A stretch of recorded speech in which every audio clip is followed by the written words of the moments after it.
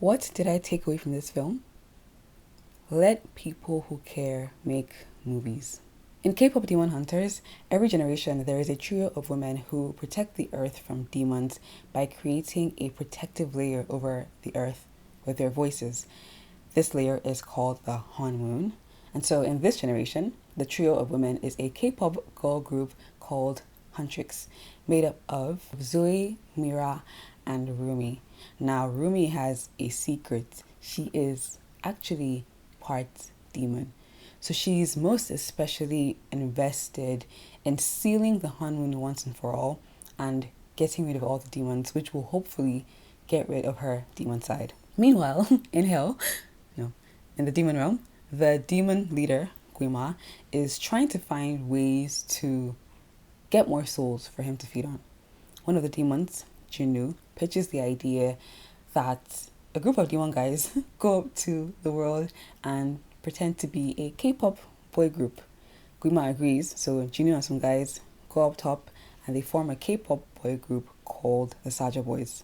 So in this film, Huntrix and the Saja Boys are fighting over the fans, essentially. And it's not just fighting, like they're literally fighting for the souls, for the souls of the fans. There were times in this movie that reminded me of Josie and the Pussycats, the movie. Have you guys seen that? Where I think it's Fiona who's like putting messages in the background of the music so that the fans subconsciously feel compelled to go buy stuff. It's very consumeristic. This reminds me of that.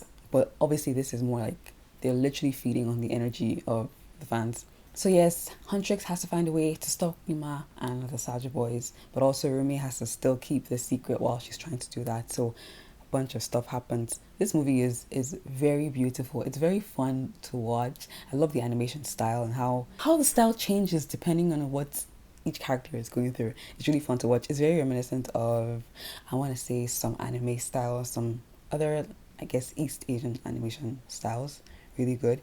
Also, this film has music. I love music, so obviously I loved it. The film pulls from Korean culture, Korean history, Korean fantasy. There's even some K-drama tropes in here that the film leans into in a very cheeky way that just makes it very, very fun, very interesting. If you watch K-dramas, you're like, ah. But like at the bottom of the film, there's obviously the theme of honesty and authenticity and how that is what brings healing to people, especially if you are an artist, a creative. That is what brings healing to people who are listening to you, who are watching you. But I also really love how this film, in my opinion, has a very good sense of our culture today. You might ask, what culture? I mean pop culture, and especially fandoms in pop culture. There are people in the film who are like, I'm a Huntrix fan. No, I'm a fan of the Saja Boys.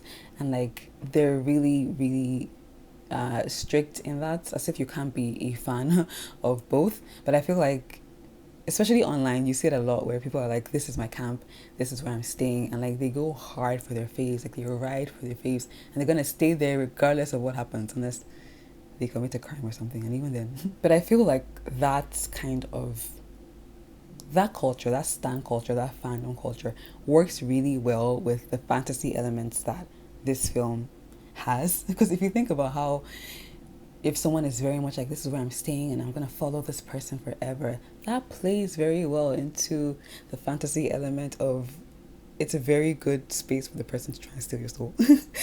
And in this film, that works. Like, those two work very seamlessly. It worked very well together. It's very well done. I also love how this film gives a little look into how boy groups versus girl groups are received.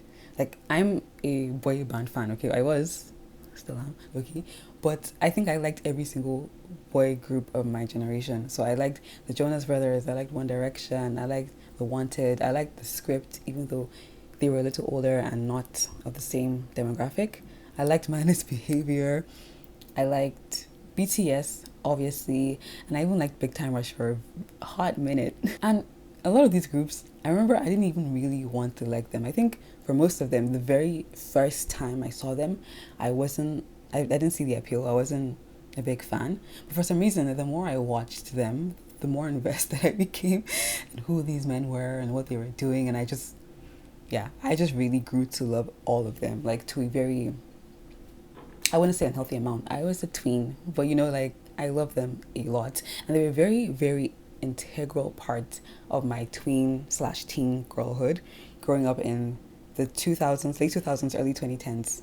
These people were part of my life, like down to the posters on my wall and in my cupboard, and their concerts on DVDs, because I couldn't go see them live because I live in Nigeria. Side note, I saw this really interesting film a few months ago about this, about like fandoms and tween girlhood and like boy bands and shipping and how that affects the girls when they get older and get into relationships. And I think I want to write about that. It's a bit more mature, so it's not for this video, but I want to write about that eventually. But yes, I loved boy bands, and I think in comparison, the only girl groups I could really think of from that time were Little Mix, The Saturdays, OMG Girls, and later on, Fifth Harmony.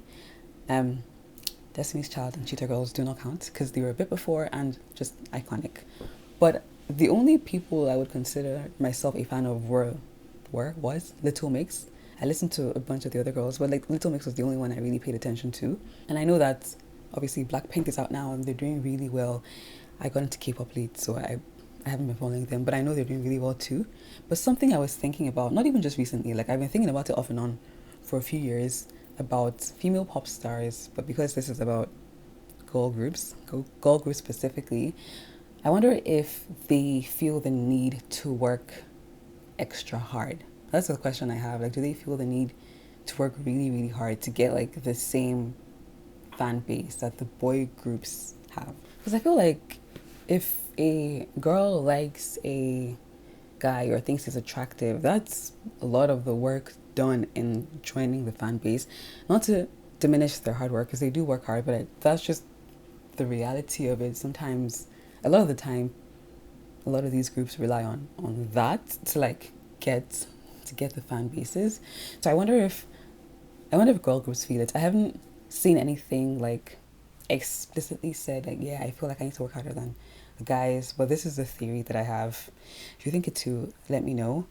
If you think about it, like girl groups have to have their looks unlocked, they have to have fashion, they have to have vocals, they have to have choreo down, and guy groups typically only need to have like 2 of those things to be really successful, to be honest, apart from BTS. Like girl groups have to be pretty and hot to appeal to people, but also not too sexy because people don't really like that. I feel like they need to walk this fine line of what it takes to be like the perfect idol, the perfect group for people to be attracted to. Whereas I think from what I've seen, guy groups had more freedom to be a bit more silly and goofy and just a bit more relaxed, and they would still have the same, if not more, like attention than girl groups. Again, no shade, because I was one of those people giving them attention, so I'm just saying. This is not a one size fits all kind of situation, but I think generally that's kind of the vibe, especially when I was growing up in the late 2000s, early 2010s.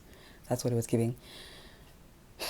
I said all that to say the filmmakers of this movie knew this, because tell me why the Saja Boys appear one day randomly and sing a song that honestly is not even the best in their catalog, and they sing it in this random like park or something, and immediately they blow up. Immediately they're like on the same level as Huntrix, consider their rivals. Immediately they're performing big shows. Like, how? That's crazy to me. But then also, again, as a boy band fan, I can see that makes sense. By the way, if you're curious what the better Saja Boys song is, it is Your Idol, hands down. And I think with Rumi specifically, with how she's hiding parts of herself, trying to fit this perfect image of an idol, of a pop star, especially because she cares so much about her fans, because this is a life and death situation for them. I think she mirrors what a lot of pop stars might be feeling, but especially female pop stars. And also she mirrors what a lot of like, I think girls feel, especially like tween girls, where you want people to like you, but there's stuff about yourself that you might be insecure about, and so you pretend they don't exist or you hide them. But then in hiding them, you're not really allowing people to get to know you, and so that like connection that you're looking for is missing.